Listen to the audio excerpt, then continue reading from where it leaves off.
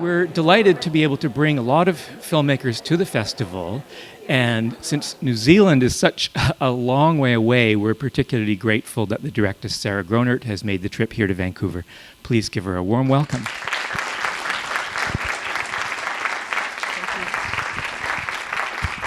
Thank you. Good morning, everyone, and thank you very, very much for coming. Thank you to the Vancouver International Film Festival for inviting us over. This is, in fact, the first festival overseas that we're playing, and it's been a thrill so far, and I just want to make a point of how well the filmmakers are being looked after and all the volunteers and everyone involved. It's been a real pleasure. I couldn't have made this film really without, the generosity of the Tūhoe people who allowed me to capture their journey, and also of the wonderful New Zealand architect Ivan Mersip, who you're going to meet. I'd just like to acknowledge that I know there is some Tūhoe people in the audience today, and I'm really, really thrilled that they'll see a slice of home. And also Ivan's sister Mary is coming to see the film the second time around, so I think it must be a good one. I'd also like to acknowledge the Musqueam people. I mean, I believe this is traditional homeland to them. And in the screenings that we've done in New Zealand so far, Tūhoe have, always been there and done a traditional blessing and, sort of set the scene before the film. And I'd just like to share with you a few words from Tamati Kruger, the Tūhoe chief negotiator, who wrote something about Te Urewera, the homelands, for a recent exhibition, and it's called Te Urewera Conversations. So if this is your first introduction to Māori culture, I'll just explain that in Māori mythology there's the concept of Papa Tuanuku, Earth Mother, and the Ranginui, the Sky Father. And at the beginning there was no light because the two of them held each other in a tight embrace. But one of their 6 children, Tane, the god of the forest, took it upon himself to separate the two of them and let light into the world, that people could come and live. So that's just a bit of background, so the words might make a little bit more sense. They argue the separation to be a necessary cruel for their own existence, but instead it ushered in the most terrible poverty, a loneliness, and a feeling of being unwanted. The affection of Ranginui and Papa Tuanuku for each other was now disjoint and muted. Tane could not bear the sadness of their parents, so for solace he gifted them the great forest. In the forest of Te Urewera, the kahikatea grew tallest and true, chosen by Earth to be the one to carry her words of undying love to an impatient sky. Each and every day, all of nature hear and echo the messages of Papa Tuanuku to Ranginui, but only some of mankind have come to understand that our silence is our part in these Te Urewera conversations. Ka mau te maramatana kua mahue te kupu. When wisdom succeeds, words are unneeded. Enjoy the film. Thanks, Sarah.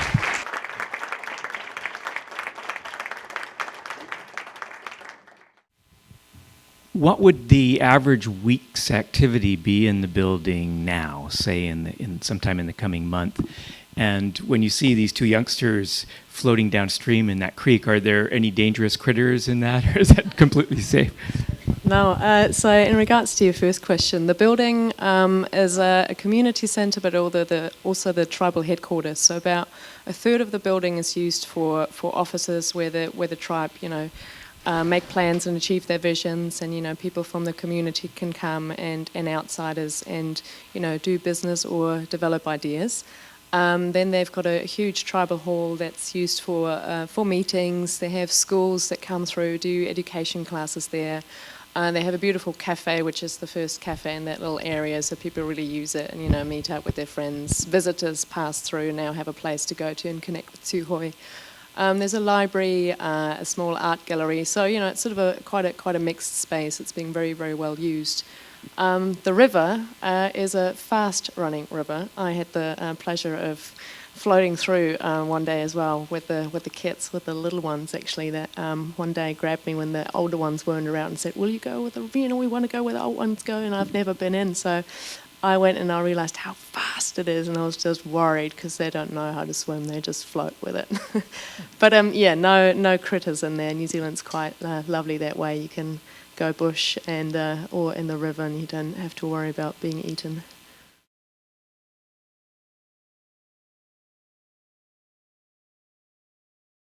Yes, so our DVDs will, I think, we'll start printing them towards the end of the year. We have a cinema release going in New Zealand at the moment, and we'll definitely make those films available. Probably the building will be one of our main, shops where we sell them. So yes, definitely ask for it, and do make sure to visit the place. So they take tours. It's open Monday to Fridays at the moment. You can just come, walk in. They're very friendly, and they'll take you for a tour and explain you all the different features, if you ask for it.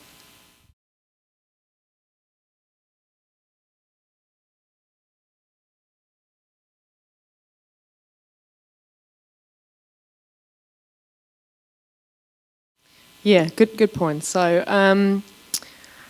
the building came about, so it wasn't a decision from the top down where, the chiefs as such said, look, we think we need a fancy building and we should spend lots of money on it.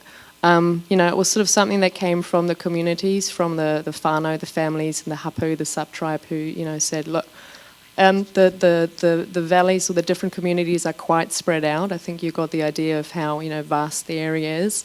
So there was a desire to have a place where everyone could come together and start moving and making decisions together, moving them into the future. So the first step, of course, was to convince everyone and to go around and seek endorsement. There was a scene at the beginning of the film. Now that the building's open and people can actually see what it's being used for, and it's also created a lot of jobs, to be honest, in the area. So people that now work in the building, have been recruited from all those different valleys, and they, get to use it and see the benefit of it on a daily basis. And it didn't kind of stop with, the money that they spent on the building. I think around the time of that discussion, there was the fear that, that's all we have and we just spend it on a building, when that wasn't the case. The idea for that building actually came a few years before the settlement even, so they always had the money put aside from their forestry and everything, and they look at it as an investment. The building kind of in terms of maintenance really pays for itself. They kind of calculated in 8 or 9 years' time what they would have saved in terms of not having to pay electricity, water, wastewater management, all that, and creating jobs and building the economy. The building will actually pay itself off after 10 years, the investment that they made.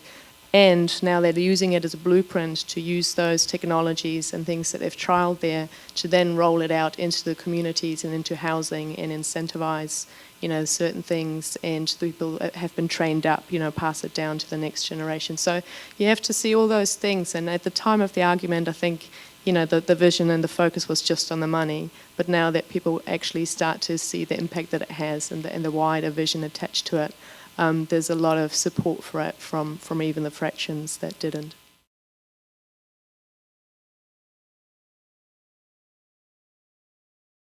My background is I'm actually from Germany. I moved to New Zealand 5 years ago. I was first in New Zealand when I was 16 on a student exchange, fell in love with the place, and always had this dream of going back there one day and living there. So I did that 5 years ago. And the producer that I worked with on this film also happened to be a German. I only met him in New Zealand. But we were interested in sustainable architecture.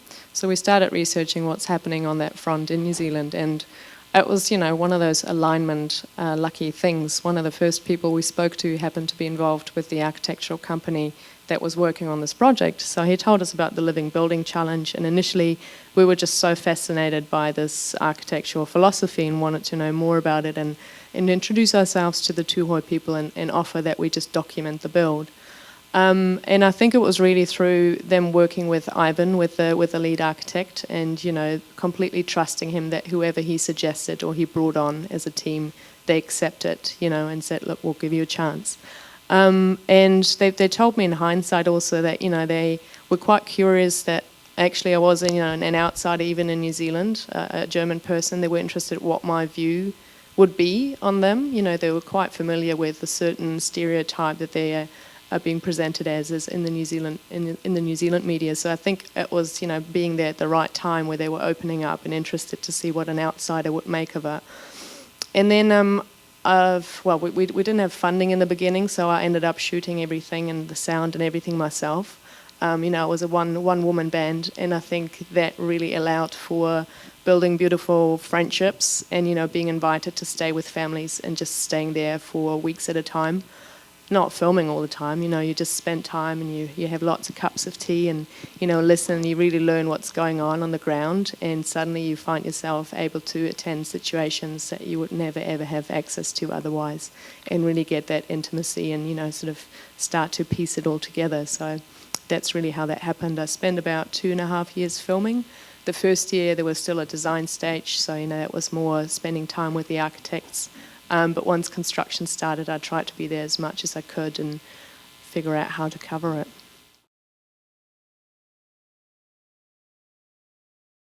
So the building is run by the Tūhoe Trust that has been set up, called Te Uru Taumatua, which translates, I think, as a grove of trees.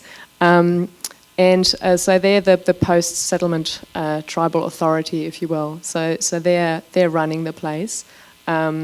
But yeah, it's essentially a place for all the different tribals, which are the sort of the leadership in all the different valleys to use this particular part of the building for the politics, if you will, and the communal work that's being done. And the rest of the building is open to the public and for the community. People can rent the space to hold meetings or just come and enjoy it. No, there's no sports, so they haven't got facilities for that there, and I think it was sort of a conscious decision. The Māori people have marae meeting houses, which is sort of the pillar of every little part of the community, and they didn't want to. A lot of activities and coming together happen there, so they didn't want to take away from that. And further, this was the first project. Meanwhile, in the last year, they've started 3 or 4 more projects of this kind, not quite as big.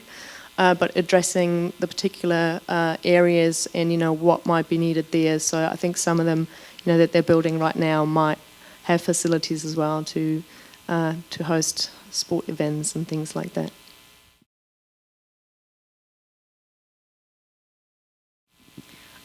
So I think for me it was, so initially when I started I did a lot of interviews. I've got 300 hours of footage. I could make quite a few other films out of that footage. But as I started spending time there, and sort of my idea of initially focusing a lot on the architecture, shifted when I had the experience of actually being there, being overwhelmed by that, beautiful place and the people, and I just thought this affected me so much that I wanted this to be something that comes through and across in the film as well. That was much more about an immersive experience for all you guys and everyone that sees it. I think there's so much that you can say with words, and there's so many other layers and life that happen in between, a bit like the little introduction words that I said, our silence is part of the conversation, and I was just so fascinated and interested in getting the sounds and the voice of the land across. For me the land and also the building is actually sort of the key characters in the film. People come and go, and that's how it is in life, and that's how Tūhoe see it. It's a building not really for the generation now, but it's for those that come, and the land is the one thing that will always be there and always remain. And I think my approach kind of shifted to that, of trying to capture that somehow visually.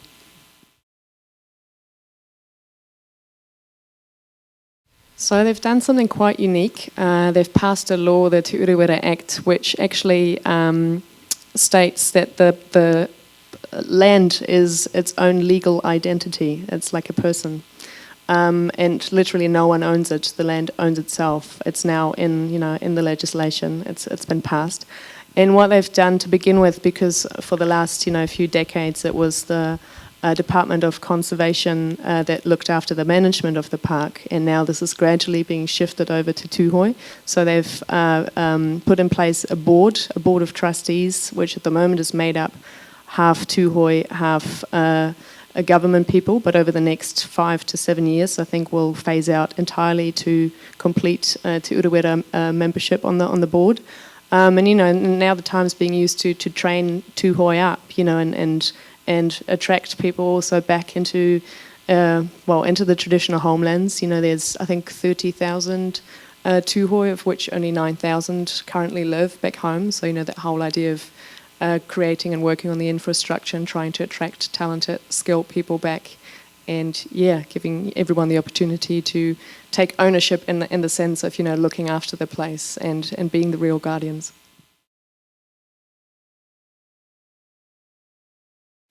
So 300 hours of footage takes you about 2 months just to watch it down. So I had a wonderful editor that I worked with. I'm trained as an editor as well, but honestly, filming it and directing it, I couldn't possibly take the editing on myself as well because I was too close to the material. I needed a fresh pair of eyes. So I was really glad to collaborate with someone on this. And so we watched it down for 2 months and made notes every day of what we watched, what we responded to, what we sort of had a strong instinct about, what felt like a scene, what moved us. And then we would kind of identify about 160 scenes, I think, and just edit them individually like little building blocks. I think the film presents that, they all feel quite self-contained. So once we had that, I think we've ended up with about 4.5 hours, laid it out on the timeline. I mean, the great thing with a project like this was we knew there was no building in the beginning and there's a building at the end. So, you had that sort of timeline to stick to. But the rest was just a big puzzle, to be honest, to sort of go, this is somewhere in the middle, somewhere in the beginning, somewhere in the end, and then start just, juxtaposing it and seeing what feels right, and just whittle it down and refine it and refine it. And that process was fairly quick, to be honest. I think it took us 6 or 7 weeks, and we had a film that we were really happy with. Wow, what do you make of it? Like, it wasn't something, it was a scene, one of those that just came out of being in the place, and, I hadn't planned it, I hadn't scripted it. I was just sort of was staying with this family, and one morning when their daughter went to school, I kind of, looked out of the window and thought, wow, this is a nice frame. I have no idea what I'm going to use it for, but, and, the fact that there's rain, at the beginning, and when she comes back, it's sunshine, it just kind of fell into place. And look, to me, and this is just my interpretation, but I really, don't want to impose it on whatever you felt and it made you feel and it stands for, that's correct. I just think, it's got something to do with a departure and a return, and yeah, that's as much as I'm going to give you. There is one more question here. Yes, just please. Quickly. Kia ora, Sarah. Thank you so much. I just want to let everyone know and acknowledge my father here, who's Tuhoi. He's from Lake Waikaremoana, from the land there. So it's really special for us to be here and witness this. I just have a quick question. Was one of the first viewings for the Tuhoi people, and how did they respond or react to the film? Yeah, so the very first viewing we had in the building, in this beautiful tribal hall that, there's a scene at the end when Kirsty, the woman, talks to you about all the heathens and, the builders. So in that space, we showed the first viewing of the film, and it was amazing. It was just, there was a lot of ceremony around it, and we had about maybe 100, 150 people there. So it was kind of at that point, what you call a cast and crew, so people that were directly involved. But very, very positive. And from that, we had the world premiere at the New Zealand Film Festival, and there were 300 Tuhoi that came up. It's a 5-hour journey for them. They brought a lot of their elders. Again, there was an amazing ceremony they held, for everyone, and introduced the film and, gave beautiful speeches afterwards. So it's been received very, very positive. And I think because, while everyone was working it, again, you're so close and you're so involved with it, for them now to actually sit back and see what they've achieved. I've been told what an uplifting experience it has been for them, and, really sort of given them the confidence that, yeah, we could pull this off, and this is quite amazing, and they're very proud of it. So the New Zealand Festival screenings were just a couple months ago, and that was the world premiere. Perhaps it's not played outside of New Zealand yet? This is our international premiere. Well, we had it the first time when we showed it on Thursday, but Vancouver was the first festival we've taken it to. So please convey our regards and best wishes to the community if you can, and thank you so much for making the film and being here. Thank you, guys.